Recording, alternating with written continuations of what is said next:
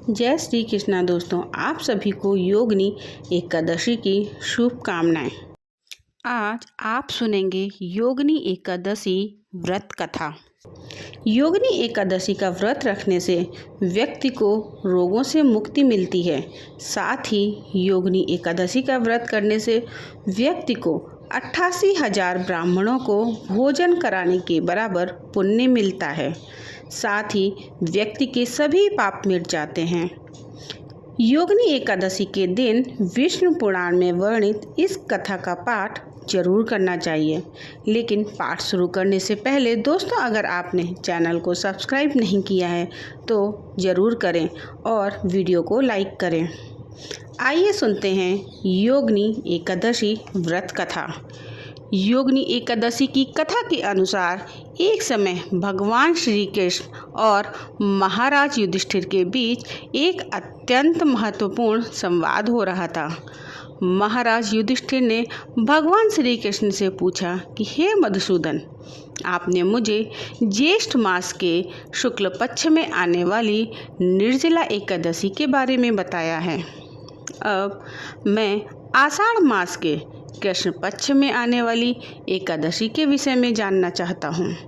भगवान श्री कृष्ण ने उत्तर दिया, हे राजन, आषाढ़ मास के कृष्ण पक्ष में आने वाली एकादशी का नाम योगिनी एकादशी है। यह एकादशी बड़े से बड़े पापों को भी नष्ट करने की क्षमता रखती है। योगिनी एकादशी की कथा के अनुसार अलकापुरी के राजा कुबेर देवताओं के कोषाध्यक्ष थे। वे भोलेनाथ के परम भक्त थे और उनके नगर में हेमा माली नाम का एक सेवक रहता था, जो प्रतिदिन मानसरोवर से एक विशेष पुष्प लेकर आता था और उसे भोलेनाथ की पूजन हेतु कुबेर को प्रदान करता था। हेमा माली निष्ठापूर्वक अपने स्वामी की सेवा करता था। कुबेर भी उससे बहुत प्रसन्न रहते थे। इसी सेवक हेमा माली की पत्नी बहुत सुंदर थी, जिसका नाम विशालाक्षी था। हेमा माली अपनी पत्नी के प्रति बहुत आसक्त था।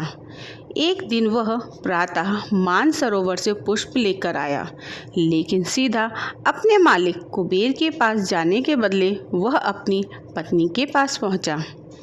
पत्नी के साथ आनंद प्रमोद करते हुए उसे समय का पता ही नहीं चला। इधर राजा कुबेर भोलेनाथ की पूजा के लिए पुष्प की प्रतीक्षा करते रहे। प्रतीक्षा करते करते 6 घंटे का समय बीत गया।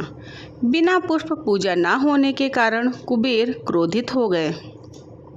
प्रशिक्षण उन्होंने सिपाहियों को हेमा माली का पता लगाने भेजा। हेमा माली के घर जाकर सिपाहियों ने देखा कि वह अपने पत्नी के साथ रमण कर रहा है। सिपाहियों ने यह सूचना तुरंत जाकर राजा कुबेर को दी। फिर क्या था, राजा कुबेर की धैर्य के सारे बाण टूट गए। इधर दूसरी तरफ जब हेमा माली को समय का भान हुआ तो वह प्रायश्चित करने के लिए वह राजा कुबेर के पास पहुंच गया। वह भय से कांप रहा था। हाथ जोड़कर कुबेर के समक्ष खड़ा हो गया और क्षमा याचना करने लगा। लेकिन कुबेर अत्यंत रोष में बोले, हे मूर्ख, तू महापापी है। अपनी पत्नी के प्रति आसक्ति के कारण आज तूने मेरे आराध्य भोलेनाथ के प्रति अपराध किया है। इसलिए मैं तुम्हें श्राप देता हूँ, इसी क्षण तुम्हारा पतन हो जाए, तुम्हारा संपूर्ण शरीर कोढ़ से ग्रस्त हो जाए, तुम पृथ्वी पर अपने कर्मों की सजा भुगत और अपनी पत्नी से सदा सर्वदा के लिए दूर हो जा। कुबेर के श्राप से उसी क्षण हेमा माली का पतन हो गया और कोढ़ से ग्रस्त होकर जर्जर शरीर के साथ पृथ्वी पर आ गिरा। भूख प्यास से परेशान अपने शरीर की पीड़ा से पीड़ित वह जंगल में भटकने लगा। अनेक वर्षों तक वह यह यातना भुगतता रहा, परंतु भोलेनाथ की उपासना में सहायता करने के कारण उसकी चेतना शुद्ध और सात्विक रही। एक दिन वह एक पर्वत पर जा पहुंचा, जहाँ ऋषि मार्कंडेय तपस्या कर रहे थे। उन्हें देखकर हेमा माली ने उन्हें प्रणाम किया। ऋषि मार्कंडेय ने उसे अपने पास बुलाया और बोला, पुत्र, तुम कौन हो और इस प्रकार जंगल में क्यों भटक रहे हो। हेमा मालिनी ने अपनी सारी पीड़ा ऋषि मार्कंडेय को सुना दी और अंत में हाथ जोड़कर बोला कि ऋषिवर, मेरे कुछ पुण्य कर्म थे जिसके कारण आपके दर्शन मुझे प्राप्त हुए हैं। कृपया आप मुझे इस पाप से मुक्त होने का मार्ग दिखाएं।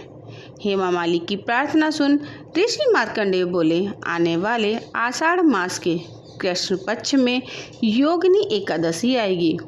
तुम्हें इस एकादशी का श्रद्धापूर्वक पालन करना है। इसके प्रभाव से तुम सभी पापों से मुक्त हो जाओगे। हेमा मालिनी ने योगिनी एकादशी के पालन का संकल्प लिया और वहां से चला गया। आषाढ़ मास में उसने योगिनी एकादशी का श्रद्धा और नियम पूर्वक व्रत पालन किया। व्रत के प्रभाव से उसका शरीर कोढ़ मुक्त हो गया। अपने पूर्व शरीर को प्राप्त करके वह अपनी नगरी अलकापुरी को वापस लौट गया।